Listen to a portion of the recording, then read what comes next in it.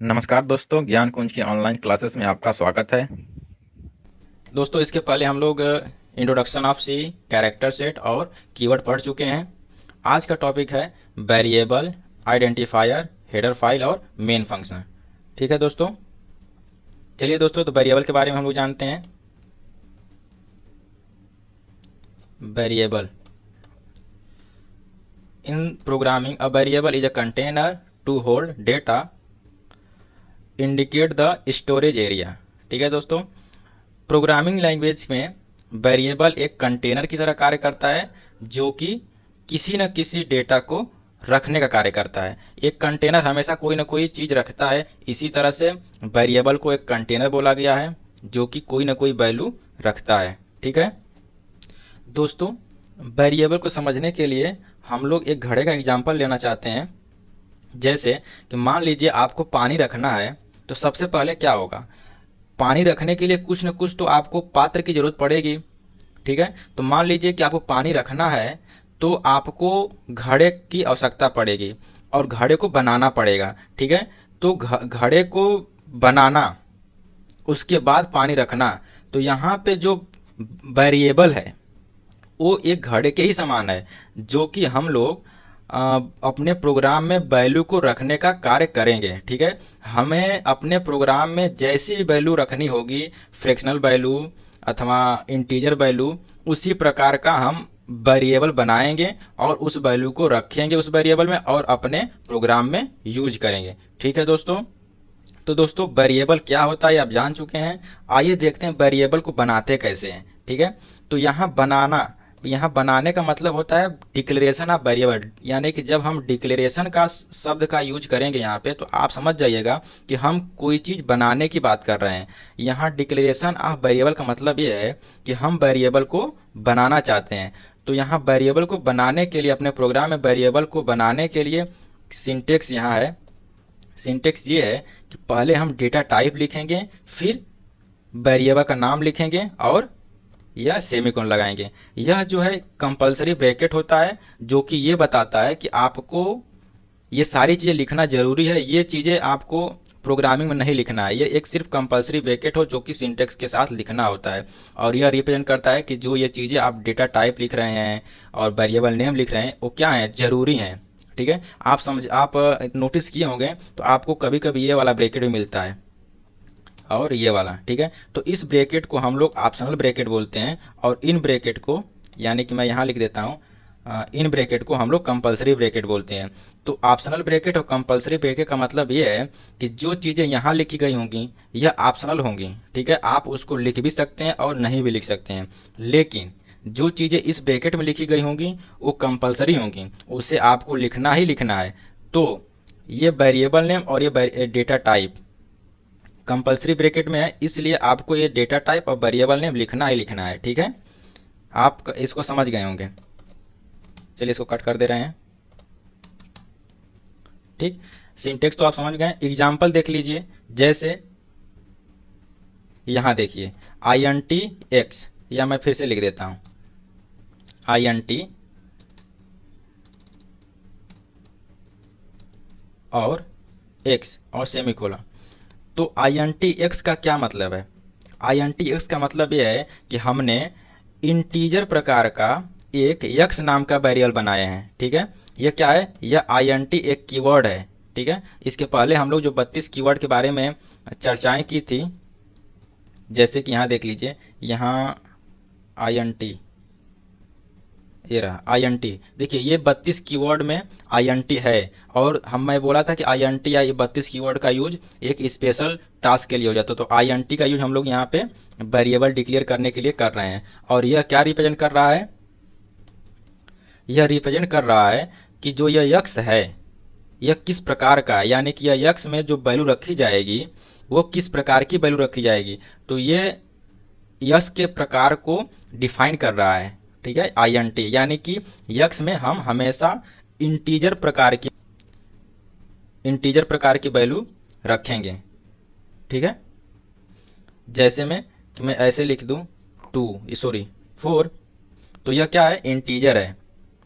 लेकिन अगर मैं 0.5 इसी पर लगा दूं तो यह इंटीजर नहीं है, ये आप जानते हैं कि यह एक फ्रैक्शनल वैल्यू हो गई है और यह जो है एक्स में नहीं रखी जा सकती है, क्योंकि आई एन टी हम लगाए हैं तो आई इसका प्रकार यक्स का प्रकार हो गया है, आई एन इंटीजर प्रकार का हो गया है और इसमें हमेशा इंटीजर वैल्यू रखी जाएगी। ठीक है, हम लोग अगर फ्रैक्शनल वैल्यू रखना होगा तो कुछ अलग कीवर्ड का यूज करेंगे। तो दोस्तों हम जब आई एन टी एक्स लिखते हैं, ठीक है, तो यह होता क्या है, पहले क्या होगा जब हम आई एन टी एक्स लिखेंगे तो मान लीजिए ये हमारी मेमोरी है यानी रैम है, और रैम जो होता है वो ढेर सारे ब्लॉक्स का कलेक्शन होता है। ठीक है, ढेर सारे, मान लीजिए सब ब्लॉक्स हैं। ठीक है, तो जब आप आई एन टी एक्स लिखते हैं तो इसका मतलब ये हुआ कि आपने कंप्यूटर से ये रिक्वेस्ट करी है कि हमारे लिए एक ब्लॉक को रिजर्व करो और उसका नाम क्या रख दो, उसका नाम रख दो एक्स। ठीक है, तो मान लीजिए आपके लिए यह ब्लॉक रिजर्व हो गया और इस ब्लॉक को आप चाहें जैसे मैनिपुलेट कर सकते हैं। जैसे कि मान लीजिए यहाँ पे हम 2 रखे हैं, तो इसका मतलब इस एक्स में 2 रखने का मतलब ये हुआ कि आप इस मेमोरी के इस ब्लॉक पे 2 रख रहे हैं। ठीक है, ये ऐसे 2 रख रहे हैं। अगर आप यहाँ पे वैल्यू चेंज कर रहे हैं 4 रख रहे हैं तो इसका मतलब ये हुआ कि आपका जो ब्लॉक रिजर्व हुआ है वहाँ पे 4 रखा जा रहा है और इसी ब्लॉक को हम लोग अपने प्रोग्राम में यूज करेंगे। यानी इस ब्लॉक को हम लोग यूज करने का मतलब ये हुआ कि इस ब्लॉक पे जो वैल्यू रखे हैं उसी को हम लोग अपने प्रोग्राम में फिर से यूज कर पाएंगे। ठीक है दोस्तों, तो आपको ये वेरिएबल का कॉन्सेप्ट समझ में आ गया होगा। ठीक, चलते हैं नेक्स्ट स्लाइड पे। दोस्तों आइडेंटिफायर, ठीक है, तो आइडेंटिफायर क्या मतलब होता है, identifier is a set of rule to declare name of variable, constant, method and name of function. ठीक, तो आइडेंटिफायर का सीधा सा मतलब है सी के रेफरेंस में कि यह एक सेट ऑफ रूल है। ठीक है, यानी कि आप सी के अंदर क्या कर सकते हैं और क्या नहीं कर सकते हैं, इसी चीज को आइडेंटिफायर में रखा गया है या लिखा गया है। ठीक है, आप सी के अंदर जो कर सकते हैं और जो नहीं कर सकते उसी को हम लोग आइडेंटिफायर कहते हैं। ठीक है, सी के अंदर तो आप सी में क्या कर सकते हैं और क्या नहीं कर सकते हैं, तो आप इस 6 रूल को पढ़ेंगे। ठीक है, तो पहला रूल क्या है, पहला रूल ये कह रहा है we can use only alphabets, digit and underscore as a variable name. ठीक है, तो हम लोग वेरिएबल जब डिक्लेयर कर रहे थे इसके पहले वाली स्लाइड में, तो उसी वेरिएबल को बनाने के लिए एक रूल यहाँ पे दिया गया है कि हम उस वेरिएबल की नेम की जगह पे क्या क्या यूज कर सकते हैं। तो हम उसमें उस वेरिएबल की नेम की जगह पे अल्फ़ाबेट्स यूज कर सकते हैं, डिजिट यूज कर सकते हैं और अंडर स्कोर यूज कर सकते हैं। ठीक है, जैसे कि मैं अगर यहाँ पे लिखूँ कुछ इस तरह से INT यक्स, ये सही है। ठीक, अगर मान लीजिए वेरिएबल का नाम मैं लिखूँ नम, ये भी सही है, या मैं वेरिएबल का नाम num2 रख सकता हूँ, ये भी सही है। हम वेरिएबल का नाम कुछ इस तरह से रख सकते हैं num_2, ये भी सही है। इस तरह से हम वेरिएबल का नाम रख सकते हैं। लेकिन यहाँ पे अंडर स्कोर कहा है स्पेशल सिंबल, तो सिर्फ हम लोग अंडर स्कोर ही इसमें यूज कर सकते हैं, कोई अदर स्पेशल सिंबल यूज नहीं कर सकते हैं। जैसे कि num @2 ऐसे हम नहीं लिख सकते, क्योंकि यहाँ पे बिल्कुल स्पेसिफाइड कर दिया गया है कि हम लोग यहाँ पे वेरिएबल में सिर्फ अंडर स्कोर यूज करेंगे और कोई स्पेशल सिंबल यूज नहीं करेंगे। इसलिए हम लोग यहाँ पे कोई अदर स्पेशल सिंबल यूज नहीं करेंगे। और ये जो @ आप देख रहे हैं यह एक स्पेशल सिंबल है जो कि नियम के खिलाफ है। ठीक,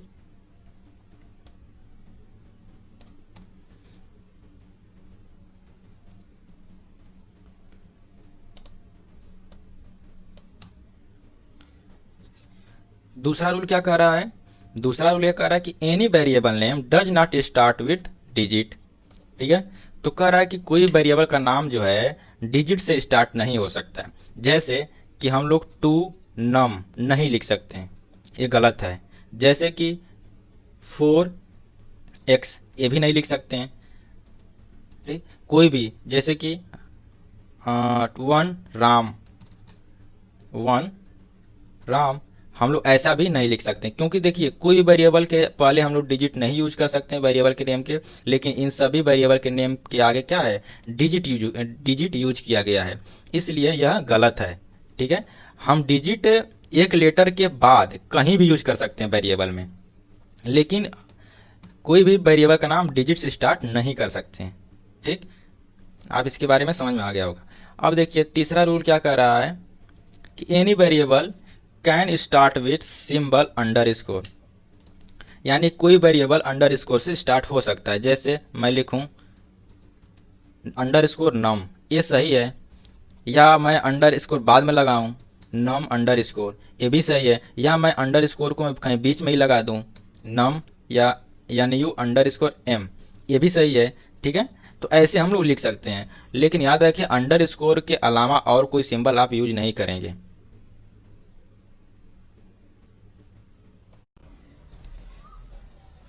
रूल नंबर 4, ठीक है, इसमें क्या करें, we can not use space between two letter in variable name. ठीक है, तो ये रूल नंबर 4 क्या कहता है कि हम किसी वेरिएबल के नेम में स्पेस नहीं यूज कर सकते। एक्चुअली में स्पेस भी एक स्पेशल कैरेक्टर के अंतर्गत आता है, इसलिए हम किसी भी वेरिएबल का नाम जो है स्पेस से सेपरेट नहीं कर सकते हैं। जैसे कि अगर हम नम का ही लिया जाए, नम स्पेस और टू रखा जाए ऐसे, तो ये गलत है। ठीक है, ये गलत है, हम किसी वेरिएबल के नेम में स्पेस नहीं रख सकते हैं। और अगर हमको किसी वेरिएबल को सेपरेट करना है, जैसे कि हम ऐसे कर सकते हैं नम स्पेस 2 लिखना है हमको, अगर इस टाइप से सेपरेट करना है तो ये तो हमको अलाउ नहीं है, गलत है, तो हम इसकी जगह अंडरस्कोर लिख सकते हैं, ऐसे अंडरस्कोर और 2। ठीक है, तो हम किसी वेरिएबल में स्पेस नहीं लिख सकते, किसी भी वेरिएबल के लेटर में या कोई वेरिएबल स्पेस से सेपरेट नहीं किया जा सकता है। ठीक है, चलिए रूल नंबर 5, ठीक है, C is a case sensitive language, so A and upper case A and lower case A total differ. ठीक है, एक्चुअली में हम पहले बता चुके हैं कि सी जो होता है केस सेंसिटिव होता है, तो यहाँ पे जो लोअर के अपर केस होता है और जो लोअर केस होता है वो टोटली अलग होता है, उनका मतलब सी के रेफरेंस में अलग अलग होता है। हमारे दैनिक जीवन में अपर केस और लोअर केस ज़्यादा मायने नहीं रखते हैं। ठीक है, लेकिन सी के रेफरेंस में ये दोनों चीज़ें मायने रखते हैं, क्योंकि सी जो होती है केस सेंसिटिव होती है। ठीक है, तो अगर मान लीजिए मैं ये लिख रहा हूँ नम, ठीक है, एक्चुअली मैं बार बार नम का ही ले रहा हूँ क्योंकि हम पहले से नम एग्जांपल लेके चल चुके हैं। एक्चुअली में वेरिएबल का नाम कुछ भी रख सकते हैं जो इन 5-6 रूल को फॉलो करता हो। ठीक है, वेरिएबल का नाम कुछ भी हो सकता है जो इन 6 रूल्स को फॉलो करते हो, तो और इनको मतलब कि डिस्ट्रॉय ना करें। ठीक है, तो जैसे कि मैं यहाँ पे लिख सकता हूँ कि नम, देखिए इसका पहला लेटर जो है कैपिटल है। ठीक, ये नम और नम ये दोनों बिल्कुल अलग हैं, आप इसको नम ही पढ़ेंगे। ठीक है, क्या पढ़ेंगे, नम, बट ये सी के रेफरेंस में दोनों बिल्कुल अलग हैं, क्योंकि ये जो होता है ये जो है अपर केस से स्टार्ट है, ठीक, और ये जो है लोअर केस से स्टार्ट है। ठीक है, तो ये दोनों क्या हैं, अलग हैं, इसी को बोलते हैं केस सेंसिटिव। यानी कि केस सेंसिटिविटी का मतलब ये है कि जहाँ पे अपर केस और लोअर केस इम्पोर्टेंस रखते हो। ठीक है, और केस इनसेंसिटिव होने का मतलब ये है कि जहाँ पे अपर केस और लोअर केस कोई मायने नहीं रखता है। तो ये क्या है, सी जो है केस सेंसिटिव लैंग्वेज है, इसलिए यहाँ पे अपर केस और लोअर केस अलग अलग होंगे। We can not use any keyword as a variable name. 6 rule ये कह रहा है कि हम किसी भी वेरिएबल में कीवर्ड को नहीं यूज कर सकते। जैसे कीवर्ड में हमारा सबसे पहला कीवर्ड क्या है, ऑटो है। ठीक है, तो हम ऐसे नहीं लिख सकते हैं, ब्रेक है ये नहीं लिख सकते क्योंकि सब ये कीवर्ड हैं। लेकिन मैं अगर आपको ये कहूँ कि क्या ये लिख सकते हैं ऑटो, अथवा क्या मैं इसको लिख सकता हूँ ब्रेक, तो आपका जवाब ये होना चाहिए कि हाँ ये वैलिड है और ये भी वैलिड है। इसलिए क्योंकि हम जानते हैं इसके जस्ट पहले कि सी जो है केस सेंसिटिव है, तो ये ऑटो और ये ऑटो दोनों अलग अलग हैं, ये वाला ब्रेक और ये वाला ब्रेक बिल्कुल, तो दोनों इसमें अंतर है। ठीक है, तो ये कीवर्ड है और ये एक नॉर्मल वर्ड है। ठीक है, आप समझ में गए हो कि ये एक कीवर्ड है, ये भी एक कीवर्ड है, बट ये एक नॉर्मल वर्ड है, ये भी एक नॉर्मल वर्ड है। ठीक है, और ये जो है मतलब कि ये ऑटो और ये ब्रेक दोनों इस पूरे 6 नियम को फॉलो कर रहे हैं, इसलिए ये वैलिड भी हैं। ये इनवैलिड इसलिए है क्योंकि ये 6 जो रूल नंबर 6 है इसको फॉलो नहीं कर रहे हैं, ठीक है, इसलिए ये इनवैलिड हो जाएंगे। ठीक है, तो आपको आइडेंटिफायर समझ में आ गया होगा। चलते हैं नेक्स्ट स्लाइड में। Header file. दोस्तों हेडर फाइल एक फाइल होती है जिसका एक्सटेंशन जो होता है डॉट एच होता है। आप एक्सटेंशन समझ गए होंगे। अगर एक्सटेंशन के बारे में समझना चाहते हैं तो जैसे कि कभी भी कोई फाइल, जैसे कि कोई वीडियो फाइल है, तो जैसे कि कोई वीडियो फाइल होती है तो वीडियो डॉट MP4 होता है, ऐसे लिखे होंगे MP4, ठीक है। तो जो डॉट के बाद, ये डॉट के बाद जो चीज़ें लिखी जाती है इसे एक एक्सटेंशन बोलते हैं, ठीक है। इसे क्या बोलेंगे? Dot MP4, dot 3GP, dot AVI, ये सारी चीज़ें आप देखे होंगे। मैं इसका एग्जांपल इसलिए ले रहा हूँ क्योंकि वीडियो से सभी लोग वाकिफ़ होते हैं, ठीक है। तो यहाँ कह रहा है कोई भी फाइल होती है जो हेडर फाइल होती है, कोई फाइल नहीं, जो हेडर फाइल होती है उसका एक्सटेंशन जो होता है वो हमेशा क्या होता है? डॉट एच होता है, ठीक है। और हेडर फाइल का क्या मतलब होता है कि जैसे में कि हम अभी कीवर्ड के बारे में पढ़ें, आइडेंटिफायर के बारे में पढ़ें, वेरिएबल के बारे में पढ़ें, ठीक है। तो मतलब कि हमारे कहने का मतलब ये है कि इन सभी रूल को जिस हेडर फाइल में लिखा गया होगा, ठीक है, डेनिस रिची जी ने इन सभी रूल को, ठीक है, कि वेरिएबल कैसे डिक्लेयर करना है और कौन कौन कीवर्ड हैं, कीवर्ड की डिफिनीसन और प्लस वेरिएबल लिखने के तरीके, ठीक है, जिस हेडर फाइल में लिखा गया होगा इनकी डिफिनीसन तो लिखी गई होगी ना, तभी तो हमारा कंप्यूटर पहचान पाता है कि भाई ये इनवैलिड है, ये वैलिड है कि नहीं। तो अगर इसकी डिफिनीसन नहीं लिखी गई होती किसी कहीं, इस मतलब कि सी प्रोग्रामिंग में, तो कैसे हमारा कंप्यूटर पहचान पाता कि भाई ये ब्रेक इनवैलिड है, ये ब्रेक वैलिड है, ये ऑटो जैसे कि इस टाइप का ये ऑटो इनवैलिड है वेरिएबल के तौर पे, और ये वाला ऑटो वैलिड है वेरिएबल के तौर पे।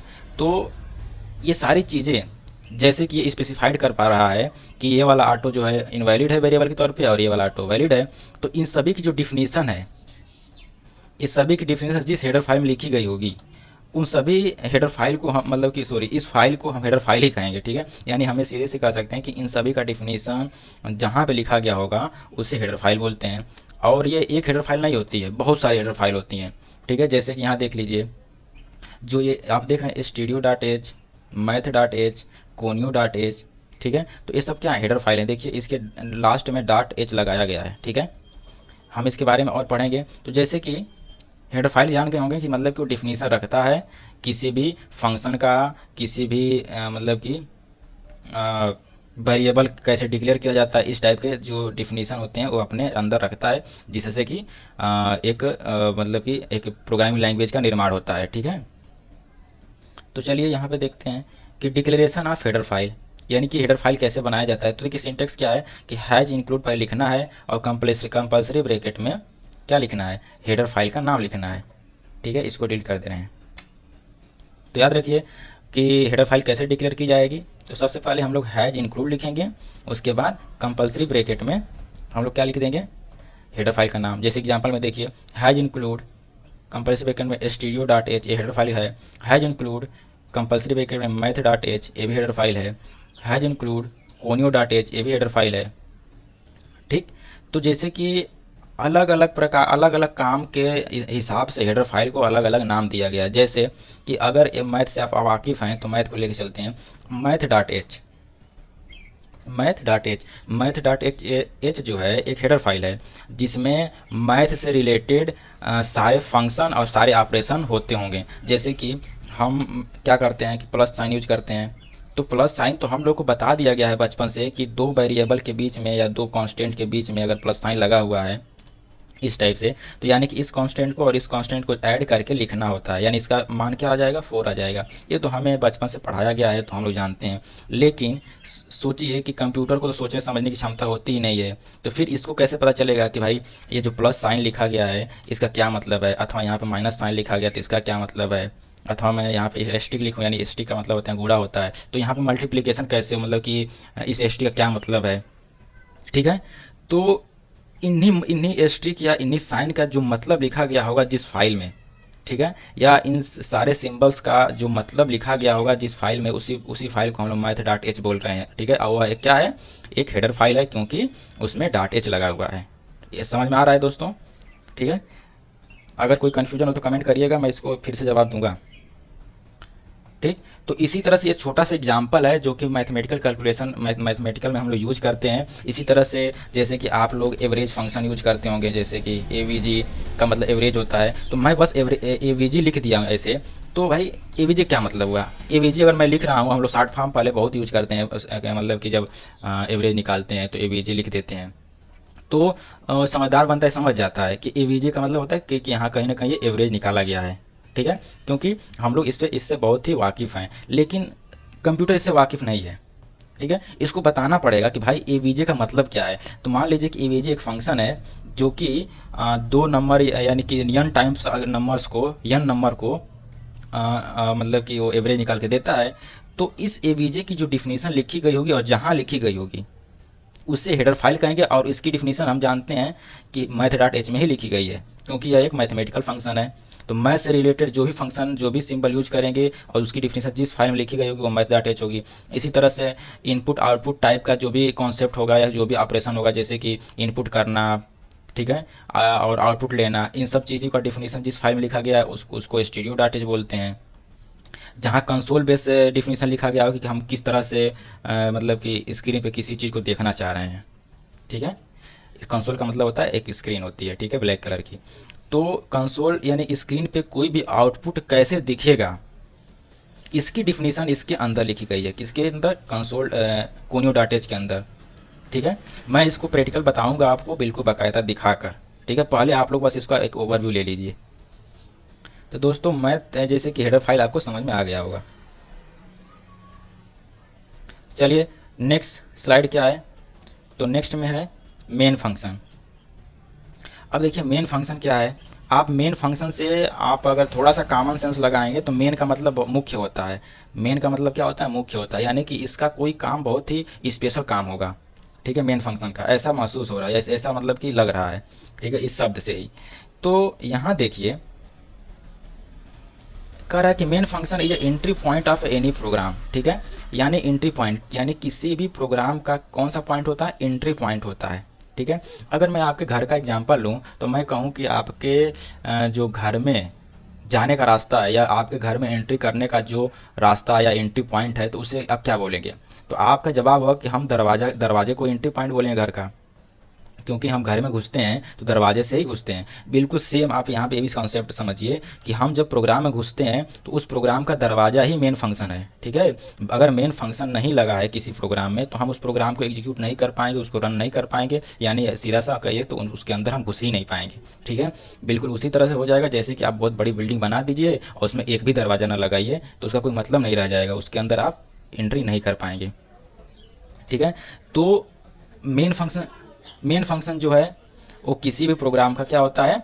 एंट्री पॉइंट होता है। देखिए हमारा एक प्रोग्राम है जी, जहाँ पे देखिए हेडर फाइल लगी हुई है, यहाँ पे वेरिएबल डिक्लेयर किया गया है CLR इस एक फंक्शन है जिसकी डिफिनीशन कोनियो डॉट एच में लिखी गई है। ठीक है, देखिए एक प्रिंट ऑफ एक फंक्शन है जिसकी डिफिनीशन स्टीडियो डॉट एच में लिखी गई है। गेट सी एच एक फंक्शन है जिसकी डिफिनीशन फिर कोनियो डॉट एच में लिखा गया। तो देखिए ये सारी चीज़ें हम लोग क्या कर रहे हैं? यूज कर रहे हैं ना, ये सभी चीज़ें हम लोग यूज कर रहे हैं।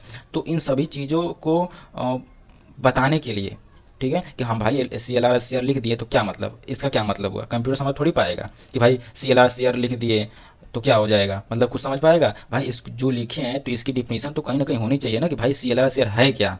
कंप्यूटर को बताएंगे तभी तो कुछ काम करेगा कि भाई CLR लिखा है तो इसका काम क्या है, गेट सी एच लिखा है तो इसका काम क्या है। ठीक है, तो इन्हीं सभी का जो डिफिनीशन जिस फाइल में लिखी जाती है उसी फाइल को हम लोग हेडर फाइल बोलते हैं। ठीक है, और यहाँ पे हम लोग एक हेडर फाइल इंक्लूड किए हैं, देख लीजिए। ये मेन फंक्शन है, देखिए यहाँ कर्ली ब्रैकेट है और ये क्या है? कर्ली ब्रैकेट क्लोज हुआ है। ठीक है, तो ये मेन फंक्शन है, देखिए वॉइड में लिखा हुआ है। तो यानी कि हमारे कहने का मतलब ये है कि इस प्रोग्राम में इस यहीं से घुसा जाएगा या यहीं से एग्जीक्यूट करना स्टार्ट किया जाएगा और यहीं से ख़त्म होगा।